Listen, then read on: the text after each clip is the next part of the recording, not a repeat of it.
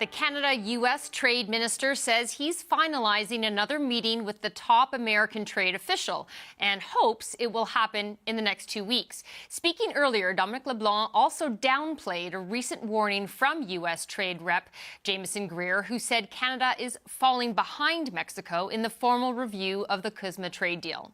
I expect that process to start in due course. Our conversations with the Americans lead me to think that we shouldn't be pessimistic at all about those conversations. And we've also said all along that there will be a bilateral element to these discussions, and there will be also a trilateral element. What if the next world war doesn't start with missiles?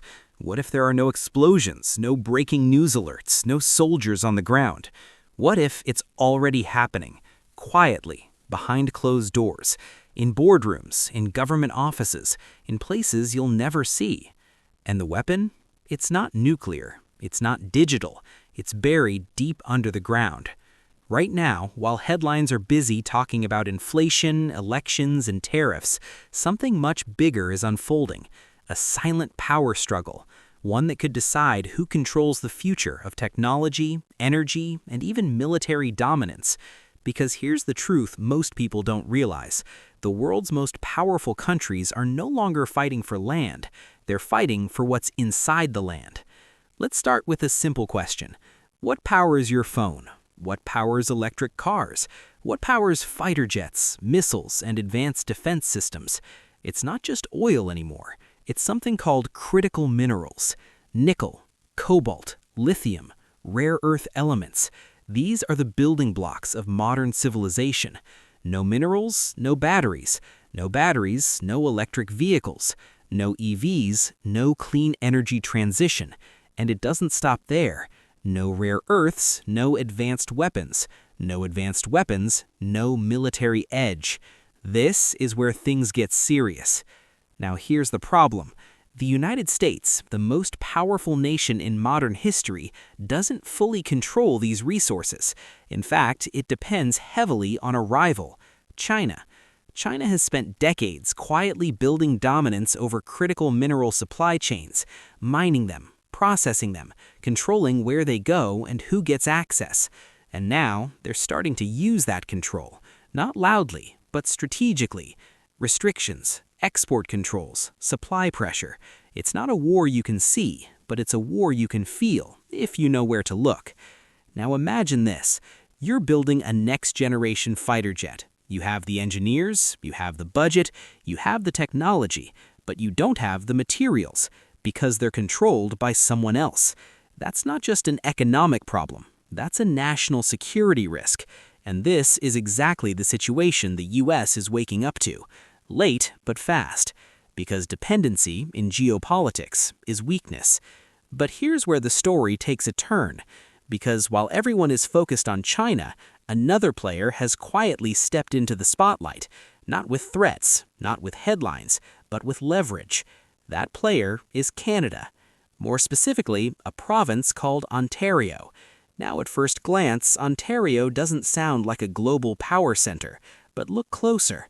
This region is sitting on massive reserves of the exact minerals the world is scrambling for.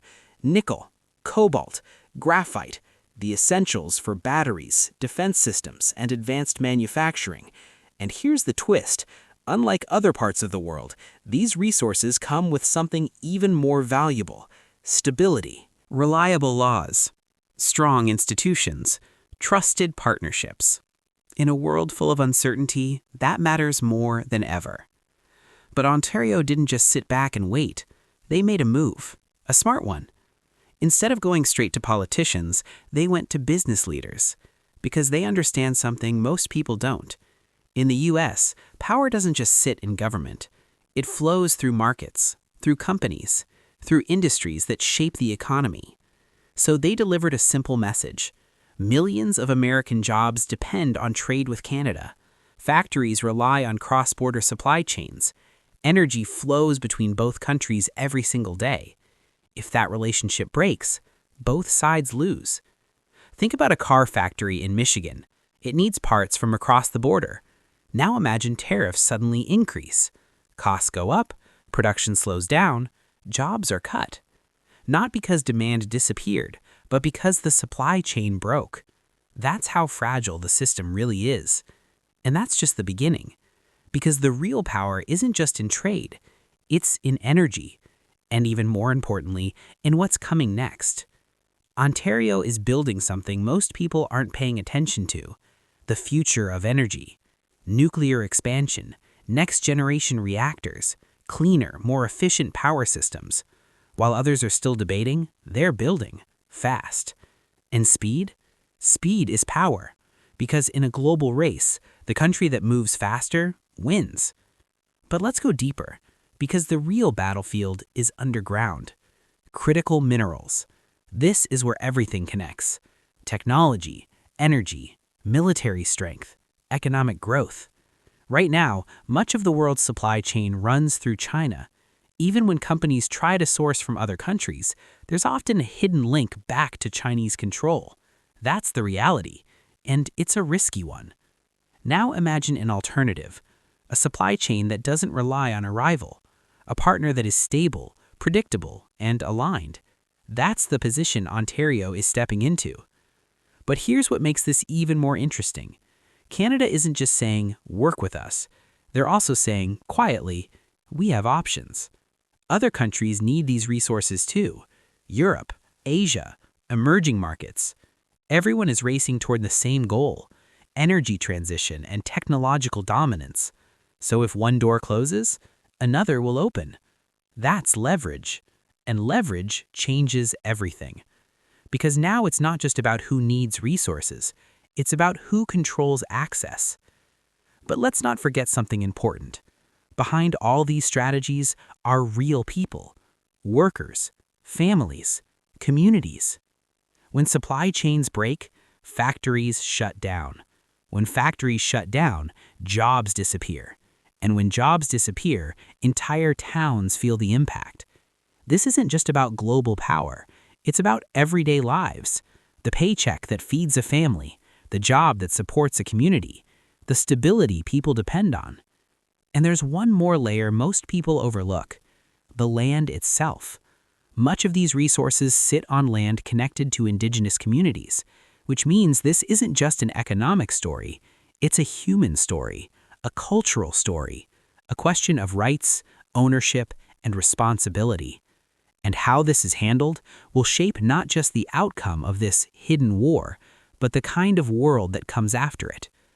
So where does all of this lead? It leads to a simple but powerful realization: the world is changing, fast.